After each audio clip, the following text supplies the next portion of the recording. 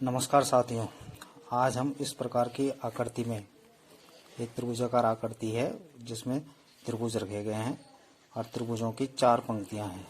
ठीक है, में कितने त्रिभुज हैं ज्ञात करने की विधि सीखेंगे। किसी में 4 पंक्तियां होती हैं, किसी में 3 ही होती है, किसी में 5 होती हैं।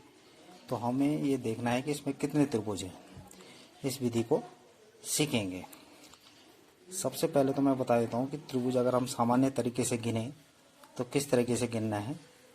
इस पहले वाली लाइन में, क्योंकि हमने इसे 4 लाइनों की तरह विभाजित कर लिया, 1 2 3 4, तो पहले उसमें 1 है। दूसरी लाइन में 1 2 3 त्रिभुज हैं, एक एक वाले त्रिभुज गिन रहे हैं अभी हम। तीसरी लाइन में 1 2 3 4 5 त्रिभुज हैं। चौथी लाइन में 1 2 3 4 5 6 7, यानी 1 3 5 और 7, इनको जोड़ हमारे पास 16 आ गया है। अब हम जो त्रिभुज 2 लाइनों में बन रहे हैं, ये त्रिभुज जैसे ये त्रिभुज बन रहा है, इसमें देखेंगे 2 लाइनों में बनने वाले त्रिभुज। तो यहाँ पर एक त्रिभुज बन रहा है।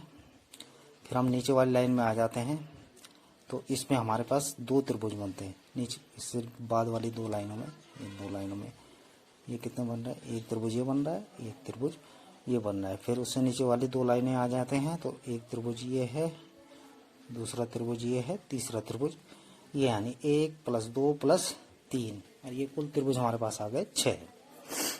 इसके बाद हम जो 3 लाइनों में त्रिभुज बन रहे हैं उससे बड़े त्रिभुज, तो एक त्रिभुज ये बन रहा है, और उसके बाद नीचे वाली 3 लाइनों में बनने वाले त्रिभुज कौन से हैं, 1 और 2, तो 1 + 2 = 3।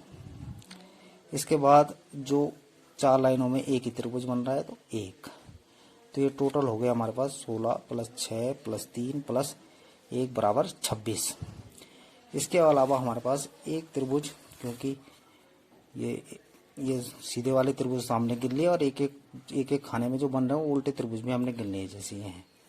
लेकिन हमारे पास एक त्रिभुज उल्टी तरफ से भी बन रहा है, ये त्रिभुज, इसको हम देख सकते हैं कि त्रिभुज उल्टा त्रिभुज बन रहा है जो 2 लाइनों में बन रहा है। ठीक है, क्योंकि एक एक लाइन वाले तो हम गिन चुके। तो एक त्रिभुज ये हो गया। तो हमारे पास ये कुल त्रिभुज हो गए 26 पहले हो गए थे, प्लस 1 27 त्रिभुज हो गए। अब रही बात, ये तो हुई हम देख के गिन, ये तो देख के गिन सकते हैं। लेकिन अगर हम देख के गिनना भी नहीं चाहते हैं और इस टाइप की आकृति है और हम डायरेक्ट देखना चाह रहे हैं कितने त्रिभुज हैं, तो इसके लिए 2 विधियां हैं। पहली तो ये है कि हम सीधा लिख दें, क्योंकि ये 4 लाइनों में बने हुए त्रिभुज हैं, तो 1 2 3 4 लिख दें हम, 1 2 3 और 4 लिख दें। फिर एक के सामने एक ही लिखें और एक में इस 2 को जोड़कर 1 और 2 3 आ जाएगा दूसरी इसमें। फिर 3 में 3 जोड़कर 6 आएगा, 3 और 3 6। फिर 6 में 4 जोड़ के 10 आएगा, और इनको जोड़ लेना है जो हमारे आए हैं, 1 3 6 और 10, 10 6 16 और 3 19 और 1 20। इसके बाद हमने नीचे से शुरू करना है, हमने नीचे से काटना है, ये कट जाएगा, 10 वाला नहीं लेना है, 6 वाले को लेना है, 3 वाले को नहीं लेना है, उसको हमने काट देना है, फिर 1 वाले को ले लेना है। इसका मतलब हम नीचे से काटा, एक सही, एक काटा और एक सही प्रकार से लेंगे। ठीक है, इसके बाद आ जाते हैं हम, जो सही हैं उनको जोड़ लेना है, एक ये है और एक 6 है, तो 1 और 6 को जोड़कर कितना आ गया हमारे पास, 7 आ गया। तो 20 और 7 27 त्रिभुज। तो यहाँ भी हमारे पास 27 आया था, यहाँ भी हमारे पास 27 आया। ठीक है, इसका एक एग्जाम्पल और बता देता हूँ मैं, सूत्र पे हम बाद में जाएंगे। अब यहाँ पर है, ये कितनी लाइनें हैं त्रिभुजों की, 1 2 3 4 और 5 लाइनें। तो जैसे ही हमने यहाँ पे 4 तक गिनती लिखी थी, यहाँ पे हमने 5 तक गिनती लिखनी है, 1 2 3 4 और 5। 1 के आगे तो 1 ही लिखना है।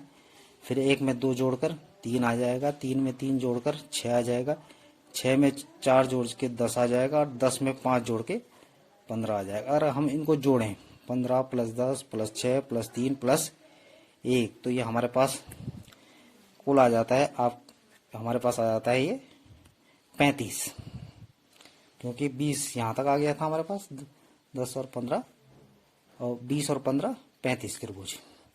अब वही तरीका हमने यहाँ पे करना है, नीचे से काटना शुरू करना है। इसको 15 को काट देना है, 10 को सही कर देना है, 6 को काट देना है, 3 को सही कर देना है और 1 को काट देना है। अब इनको हमने जिनको सही किया उनको इधर जोड़ना है, 3 और 10 13 त्रिभुज ये हो गए। तो 35 और 13 कितने हो गए? 48 त्रिभुज, 48 त्रिभुज हो गए। टोटल कितने त्रिभुज आ गए हमारे पास?